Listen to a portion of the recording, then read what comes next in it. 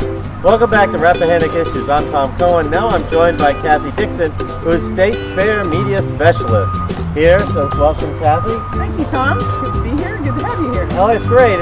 State Fair is really amazing. It's a great thing to be doing. We touched about this earlier with Greg, but you're saying that it's a family tradition to come to the fair.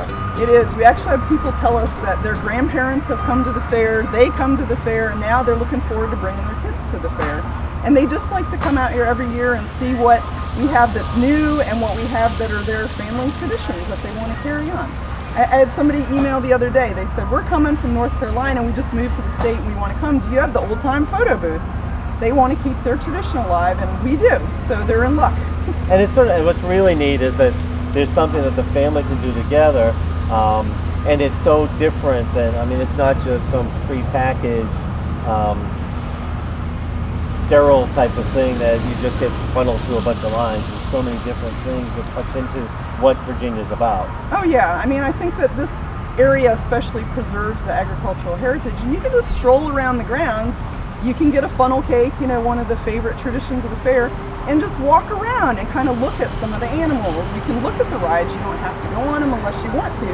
And there's a lot of things to see and do. We have all the blue ribbon competitions. There's quilts and there's preserves and there's cakes, and people can just wander through the exhibition hall and look at those, and there's no additional fee for that, as well as our grounds attractions. Cool. And you say grounds attractions, so what's special this year? What things can people come to do?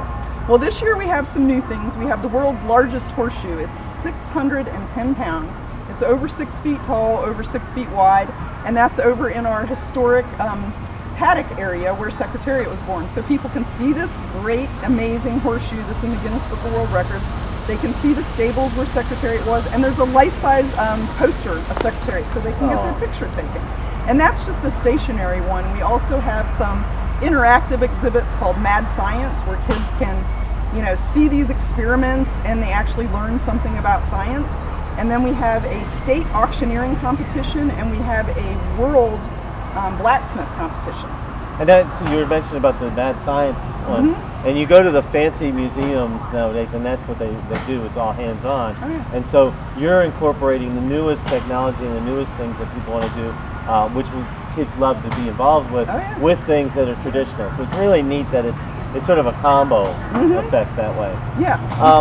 So any other attractions that people can sort of think of, or? Well, I know Greg mentioned the racing pigs, which are a favorite, but we also have the demolition derby where they take cars and crash them in. People love to see that. We also have tractor pull. That's called 95 to most people. Yeah, we don't like to mention that, but we have a tractor pull, and then we also have, it escapes me, but I know we have. Okay, well, good. Well, that's all right, because there's so many things going on. There are. You also have some concerts coming up as part of it. We do. We have concerts every day, and they're included with the price of admission. So we have the rock favorite and the Little River Band. We have a beach music group called the Tams. They're here. We also have some local Christian groups. We have a local country band. We have, there's a concert every day. It's on the website. Right, on the website, which is really a very good, very up-to-date website. It's really neat, very user-friendly. Speaking of user-friendly, we have food. People always love food. So what type of foods? Greg sort of touched or nibbled at that idea.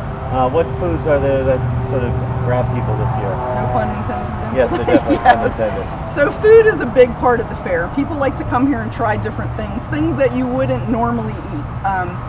I've made it a tradition to try something new every year. So the first year it was deep fried Oreos. And those are now kind of normal. Funnel cakes. We have a red velvet funnel cake. That's pretty darn tasty. And then of course we have corn dogs, and we have something called butt fries, which is French fries with pulled pork and cheese and green onions. It's delicious. And I have to get one of those every year. This year we have chocolate dipped corn on the cob.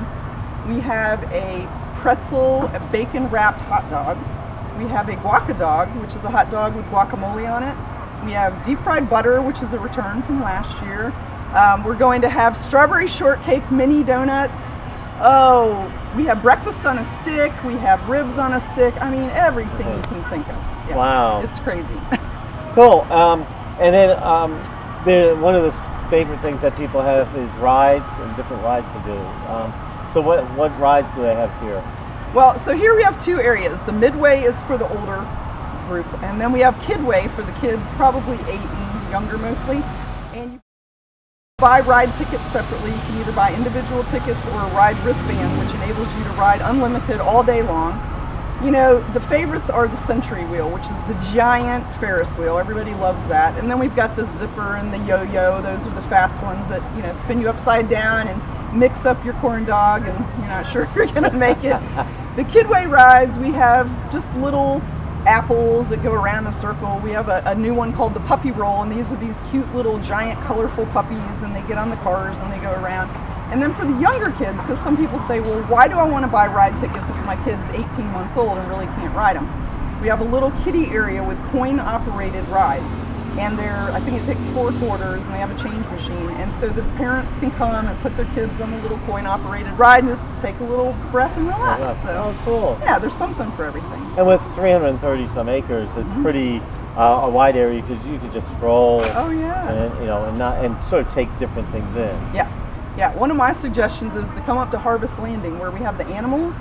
You go in Young McDonald's tent, see the animals, and then go over to Deerhorn's Ice Cream. They actually churn the ice cream with an old tractor motor. It's delicious. Get one of those and then just kind of take your family and stroll down the hill and take in the sights and decide if you want to do anything else. Cool. Yeah. All right, well, we have a little bit less than a minute in this segment. In the next segment, we'll be talking about the various livestock things and different contests that they have for the livestock and different scholarships and things like that, which is really cool. As well as, if memory serves, there's some universities that are doing some interesting things here as well to sort of tie things in between what their college students are doing and what people are doing out in farming and you know, those people in suburbia. So we'll come back after this break, and we are going to take in some more. Maybe funnel ourselves into some cake or a couple cow. Let's come back after this break.